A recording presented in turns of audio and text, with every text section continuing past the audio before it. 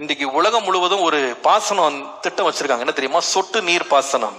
இந்த சொட்டு நீரை யார் கண்டுபிடிச்சா தெரியுமா? யூதர்கள். எப்படி கண்டுபிடிச்சாங்க தெரியுமா? அது ஒரு பெரிய அதிசயம். அவங்க ஒரு நாள் ஒரு இஸ்ரேலிய மிலிட்ரி ஜெனரல், அவர் ஒரு மிலிட்ரியில இருந்தவர், ஒரு நாள் எதிர்த்து ஒரு சயின்டிஸ்டாகவும் இருந்தார். அவர் ஒரு நாள் எதிர்த்து அவர் நண்பர் வீட்டுக்கு போனார். பாலைவனத்துல நண்பர் வீட்டுக்கு போனா எங்கும் வெட்டாந்தரை. ஆனா அந்த பாலைவனத்தில் இருந்து அவருடைய நண்பருடைய வீட்டு பக்கத்துல ஒரு பெரிய மரம் பச்சை பசையில் என்று இருந்ததாம். அவர் கேட்டாரா, இது எப்படி இந்த மரம் இங்க வளருது? வளரவே முடியாது, இங்க தண்ணியே கிடையாது, எப்படி வளருது? அவரும் சொன்னாரா, இது அதிசய மரம், எப்படி வளருதுன்னு எங்களுக்கே தெரியல. அவர் விடல, நேரா போனாரு, எக்யூப்மெண்ட் எல்லாம் கொண்டு வந்து அந்த மரத்தை சுற்றி அவர் தோண்டினார். தோண்டினா ஒரு காரியத்தை கண்டுபிடிச்சார். என்ன தெரியுமா?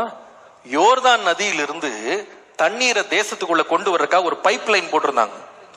இந்த பைப் லைன் என்ன செய்கிறதுனா, அந்த மரத்து பக்கத்துல இந்த பைப் வருது. ஆனா கரெக்டா அந்த மரம் பக்கத்துல அந்த பைப்ல ஒரு லீக் இருந்தது.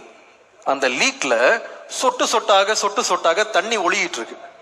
இந்த சொட்டு சொட்டாக ஒழுகிற தண்ணீரை வைத்து இந்த மரமே செழிக்கிறத பார்த்த உடனே அவர் கண்டுபிடிச்சாரு, நம்ம வாளியா தண்ணி ஊத்த வேண்டியதில்லை, பம்பு செட் ஆன் பண்ணி தண்ணி ஊத்த வேண்டியதில்லை, சொட்டு சொட்டா தண்ணி ஊத்தினா போதும் மரம் வளர்ந்துரும்.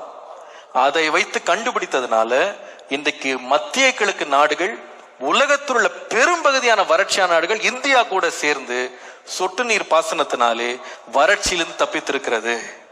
இஸ்ரவேல் தேசம் முழுவதும் செழிப்பாக மாறிவிட்டது. இது என்னன்னு சொன்னா சாதாரண காரியம் கிடையாதுங்க. ஆண்டவருடைய தீர்க்க தரிசனம் நிறைவேறுகிற காலம். அல்லேலூயா.